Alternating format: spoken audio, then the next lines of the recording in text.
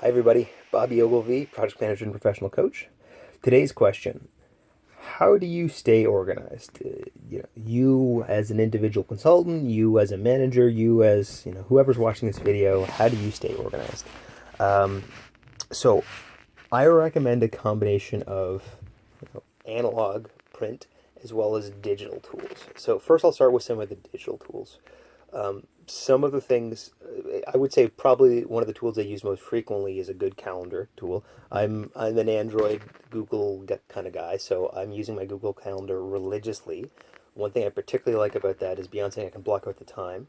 I can also set a location and I can send invites to other people. That's probably the biggest function, right? Because if I'm going to meet someone or I'm having some online meeting or whatever, I want them to know about it too, and I don't want to waste my time. And so that way we both get notified. So I really like a good calendar system for that. That's fantastic. It also lets me to look at my calendar ahead and see what I have coming up for the day, when I'm going to have some free time or whatnot.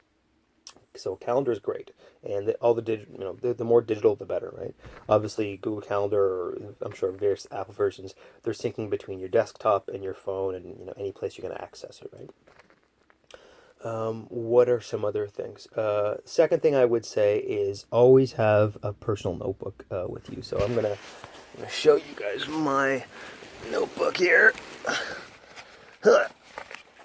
So this is my notebook. Whoop. Currently, it says notebook on it. Great. So this is what, maybe 5 by 8, 6 by 8, something like that. It's not quite a full-size piece of paper. It's hardbound, and it's got the cool elastic cover so that you guys can see that. Anyway, you can keep my page. I think I got that at Costco, but you can get it all kinds of places. You don't have to get a big fancy one. Anything will do. In fact, I wouldn't recommend spending more than maybe $10 on one. If you can get it cheaper, all the better, right? But the whole point of this is that it's a notebook that you can write anything you need in.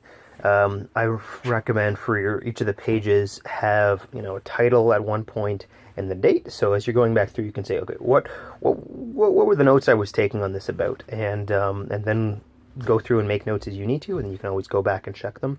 In this sense, this is kind of my main personal, Omni notebook. So there's personal stuff, there's personal business stuff, there's other notes, and then what I recommend is that if you have other particular needs which are going to be big and consistent, like let's say you're in the midst of a school and there's certain classes you're taking, or at your job you want like a work logbook, a work notebook, other things like that, get a separate notebook for each of those, right? So I have one for my MBA studies, I have one for my different sales work, I have one for different needs, I have one for coaching, right?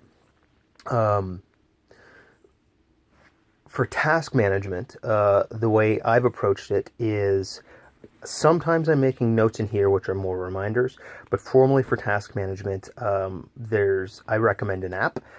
There's lots of different apps that do task management. Some are better than others. I'm currently on one right now called Simple Note. I have noticed some weird issues where there's a desktop version of it as well, the desktop downloadable application, and there seems to be some syncing issues with that. But overall, the mobile app and the normal web browser version seem to sync fine, so I find that pretty convenient. It's a weird trade-off with the note ones of you want enough detail that you can, for me I like tags because it's about organizing things, right? And tags, brief notes, and if there's any way you can prioritize or kind of like pin something to the top, the better, because you might have 20, 30 tasks. If you think of this almost like a backlog of tasks that you need to do, right? But there might be 3 that are really important, so you don't want that to get lost in the shuffle of 30 or 40 in the list. There's different tools for that. I used to use Google Tasks in the past, and there's different other things which integrate with that, but I wasn't pleased with it. Another really common one would be like Trello, right? Very common and ubiquitous Kanban board you could use for task management.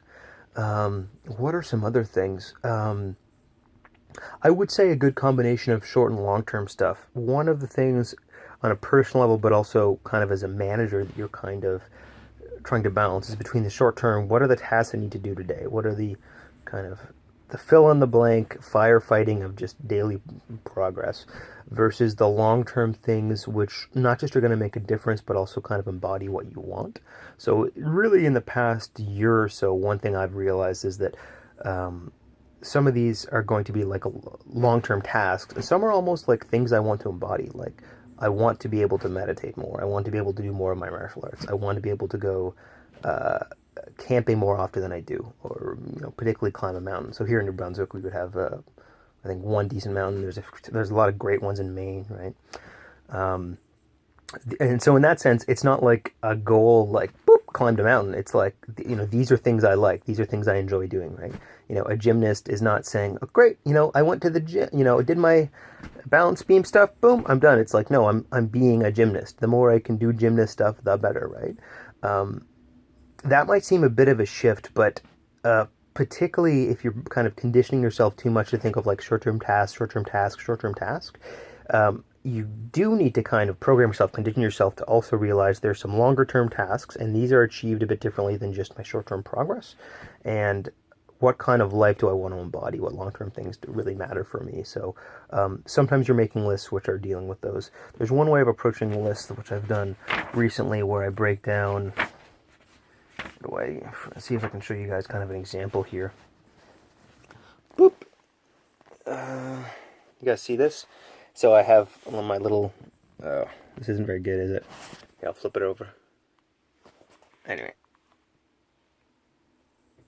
So at the top there, I have these a few priority things. So it's like the 2, 3, maybe 4 priority things, which are really important for the next few days, right, or week or so, right? And then I have a bunch which I'm calling operations, and they tend to be something for the next few months, which are kind of common recurring things. So for example, right now, I'm the lunch coordinator for Project Management Institute here in New Brunswick. So yeah, I'm frequently dealing with speakers, or I'm in the midst of a mindfulness course based out of Halifax, right? Yeah, so on a recurring basis, I'm meeting with mentors, and I'm, whatever the next scheduled meeting is, that's part of my normal thing. And then one below that, so that would be the I guess the priority one was the peak of the pyramid. That operations one is kind of the middle, and then the base of that pyramid is all the various projects and things that need to get done. And so this is what I meant about the kind of low-level tasks. This is the small, okay, well, this is this application I need to get in, I need to finish this by that point, and, I need to reach out with this person to figure out about that thing. This is just really my own kind of personal process around this. One of the overall things I want to get across on this is that don't rely 100% on digital stuff. Have something that you can just bring with you and that will work even when your internet is down or your power doesn't work, something like that, and that you can easily carry with you. It can travel with you wherever you are. And particularly because it's going to allow you to capture a lot more than just, a simple task you could put into a tool that is really kind of a reminder tool, right? What are some other things here? I guess the other thing, too, in terms of the calendar is being mindful of your time. And it's this weird tension between using enough of your time, making good use of your time, and also allowing yourself enough space. And this is particularly important the ever more strategic your role is, because our job is less and less about just grunt kind of doing the day-to-day tasks of our life, but adding more value, innovating, being able to change, being able to spot opportunities. And that actually requires more downtime. It's a lot more intellectually depth and kind of dealing with ambiguity, dealing with creativity. So we need a certain amount of downtime. Don't think that blocking 14 hours a day of half-hour tasks is the best way to proceed with your time management. So hopefully that gives you guys a sense of how to get better organized, how to organize yourself, and obviously do what works and do not do what doesn't work for you. I'm Bobby Ogilvie, project manager and professional coach. Talk to you soon.